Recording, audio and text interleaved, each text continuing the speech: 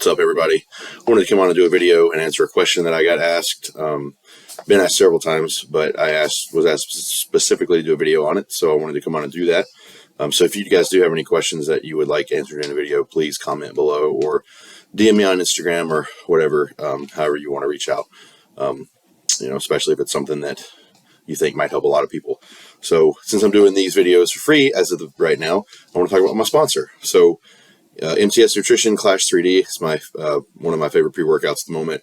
It's about 250 caffeine. It's got citrulline and glycerol for the pump, which are two of my favorite ingredients for that. It has Pico 2, so a mushroom blend as well, and then a few other ingredients to help focus as well. So if you want to try that, use the link that I'm going to put in the description and search for Clash 3D, and it'll come up, and buy a bunch of them. And I appreciate that, guys. So the topic that I have today for you guys is ketogenic dieting. I get asked about keto diet a lot. It's less popular now than it used to be, but I used to hear about it constantly. If I was working, when I worked at supplement stores or had clients or, whatever the case was, 4 or 5 years ago, maybe. Everybody wanted to try it. Everybody wanted to know about it. But it's definitely still hanging around to an extent. And, I'm not going to say yet whether that's a good or bad thing, but I am going to get into that. So I want to talk about what it is, first of all. What it is or what it is not.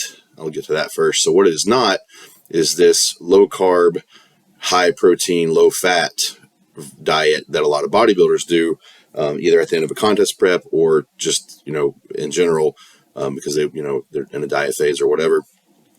And so that's not what it is. No matter what your coach says or, whoever online said that this is a keto diet, it's not if you're low fat and low carbs and high protein. What a ketogenic diet is high fat, moderate protein, lower than most bodybuilders would typically take in, and then very low carb. And so the reason that it is very low carb and low protein is to get into what's called a ketogenic state.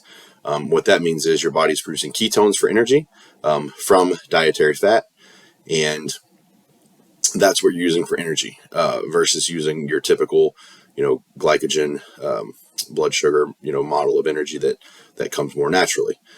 So why do people do this? One, it's popular, and people hear, oh, so-and-so had a lot of success doing ketogenic dieting, I'm going to try it. And so, it is really popular. The reason that it seems to work, in the beginning for a lot of people is because you are depleting yourself of muscle glycogen, which comes from carbs that you eat. And along with that is water that's stored in the cells. And so you lose a lot of weight pretty quickly doing that. Notice that I said weight and did not say fat or body fat, because the beginning of keto diet is going to be a lot of water and glycogen loss, and you're going to be smaller, because you're not storing things in your body. If I handed you a bag of pennies and you dumped all the pennies out after you weighed it with the pennies, it would weigh a whole lot less, right? Because you got rid of the pennies. So that's a stupid example, but you get the point. So you're losing weight from glycogen and water.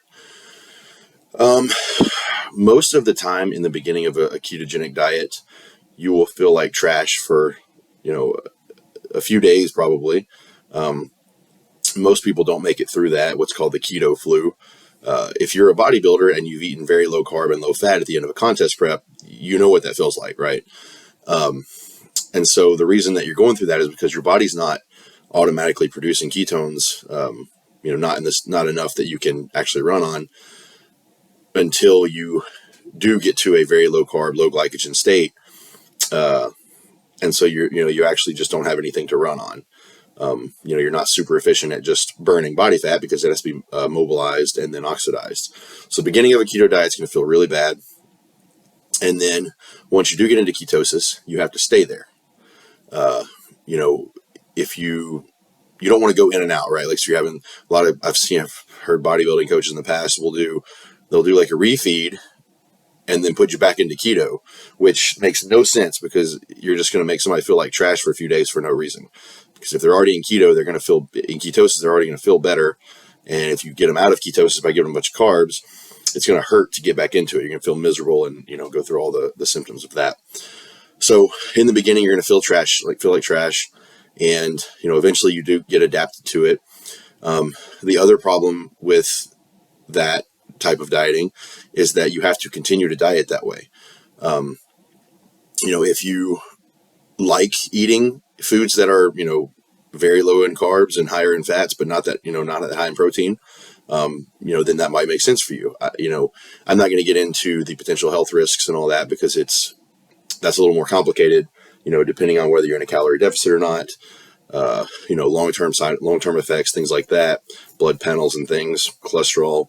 I'm not going to dig into that one because I'm no expert on it. I don't coach people that are, doing a ketogenic diet.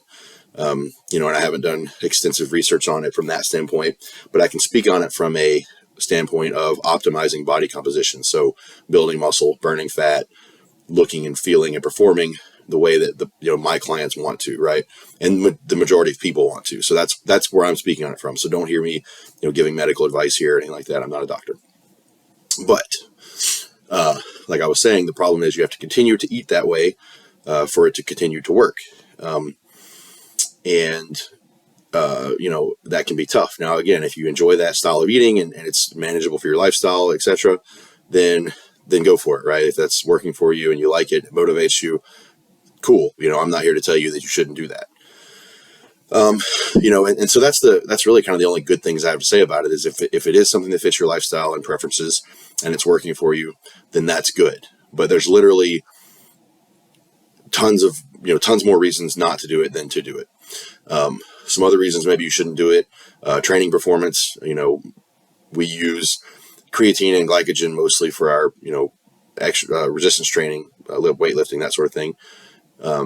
We use creatine and glycogen, and you're not getting the creatine you're still getting, but the glycogen you're not getting. Creatine you can get from foods and supplements, but the glycogen's not there, for some maybe extended sets and things like that. And higher bouts of cardio if they're not getting into the aerobic range of burning. So you're not really fueling performance in the gym or on a field or in the stairs or bleachers or whatever you're doing. You're not fueling that properly. So it's you're sort of forcing your body to use energy that it's not necessarily used to, and not most efficient at using for those types of exercises. So it's not going to optimize that performance. The other side is protein's very minimal, or not minimal, but it's much lower. And so muscle protein synthesis is going to be a lot lower. And so building muscle is going to be a lot tougher on a ketogenic diet. And so the reason that's not necessarily good, even if you don't want muscle or, you think you don't want to get bulky or whatever, the problem with not building muscle or maintaining muscle, if you're dieting down in a ketogenic state, the problem is that your metabolism will slow because your body will be smaller and you'll have less muscle. Muscle does carry, a metabolic demand. And so if you have less muscle, your metabolism will be slower, which is going to force you to eat less to lose fat, or lose weight, depending on how you're looking at it or thinking about it or whatever. But ultimately, if you want to lose weight and or fat, you have to be in a calorie deficit.